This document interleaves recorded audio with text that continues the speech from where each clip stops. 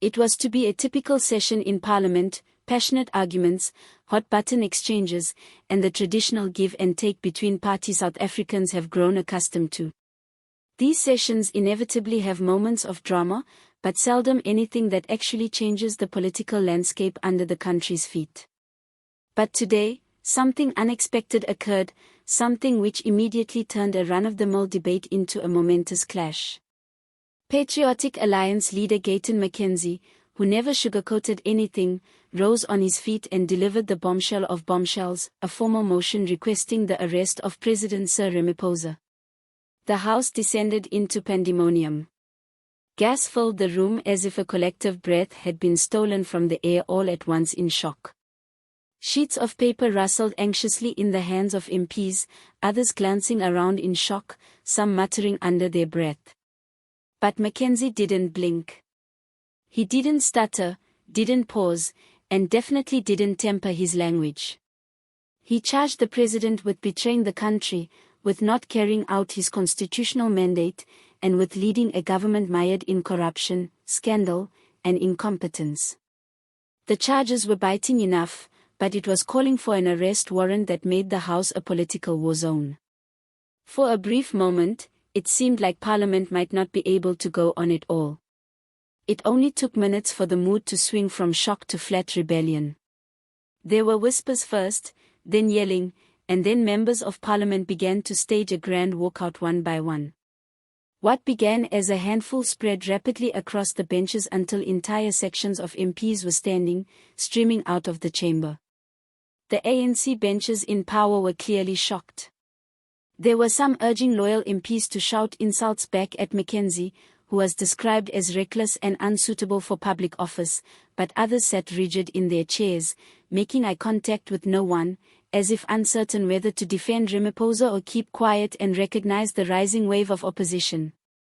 Opposition MPs did not waste any time pouncing on the moment. They slammed their desks in concurrence, calling for answers right away. The Speaker's frantic pleas for order were overridden by dense shouting and catcalls. No longer was it a debate, it had turned into a rebellion in progress. And all around the nation, South Africans viewing live coverage could hardly believe their eyes. For McKenzie, this was not just theatrics, this was strategy. His dramatic action spoke directly to the root of South Africa's deep political anger seething through the land. Common citizens have grown weary of hollow promises, weary of continuous corruption charges, weary of a government that seems more concerned with guarding itself than serving its citizens.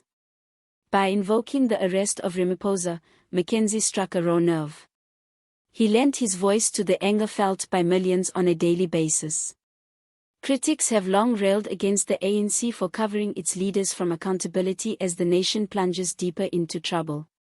South Africans are living through rolling power cuts, increasing crime, unemployment, and obscene inequality. Under those circumstances, McKenzie's motion seemed less like a political stunt and more of an explicit challenge to the myth of inviolate leadership. And then there is Ramaphosa's silence. Maybe the most surprising aspect of this evolving drama is that in response to such a blatant and embarrassing request for his arrest, the president did not say anything at all, not one word, not even a pre-prepared statement in the hall. His muteness has left the country in stitches. Is this a deliberate policy of waiting out the tempest or proof of a cornered leader unable to defend himself? Whatever the reason, that silence is silencio, a phobe in politics. When the leaders won't talk, people start writing their own scripts, and today such scripts are not doing Ramaphosa any good. Within the McKenzie's motion has reopened long-standing wounds. The party has been plagued by internal rivalries and factional wars for years, and this episode has exacerbated those divisions even more. Some ANC members came to the defense of Ramaphosa, calling McKenzie's core political theatrics a cheap trick meant to get attention. But others in private have started to quietly ask themselves if the leadership of the president is long-term viable. The walkout itself wasn't about anger alone. It was a symbolic statement of just how tenuous ANC unity truly is. If Parliament couldn't hold it together, how long before the party fractures irreparably? And this is no longer solely McKenzie's battle. Other opposition leaders have sensed quickly how it can be an opportunity. They've added to the chorus, making the moment greater than one man's words. Gradually, what seemed impossible before is now materializing, a coalition of opposition groups, not so much bound by ideology, but by one theme: accountability. For decades, South Africa's opposition parties have been fractured, divided into tiny groups too feeble to genuinely contest ANC control. But with the mood of the public changing, with anger overflowing, and with Parliament itself near disintegration, the unthinkable is now within grasp. For the first time in decades, the ANC appears vulnerable. And so the question looms over the country: what comes next? Will Ramaphosa finally come out of his shell and stand up for himself? Will the ANC try to silence McKenzie, purge dissent, and retake control? Or will this be the catalyst for something greater: street-level mass protests, legal probes that can no longer be suppressed, and potentially even the start of a complete overhaul of South Africa's political order? The walkout was not merely a tantrum of rage. It was a shot across the bows, a warning sign that the era of business as usual is over. Whether this instant marks Ramaphosa's beginning of the end or compels the ANC to finally confront its contradictions, the one thing is sure: South African politics will never be the same again. For at the center of this theater is something more profound than party politics: it is trust. It is a question of whether the people have faith in the leaders who pretend to serve them, and it is whether the ANC, which was originally a movement of liberation, can still speak for the aspirations of ordinary South Africans in a time of disillusionment.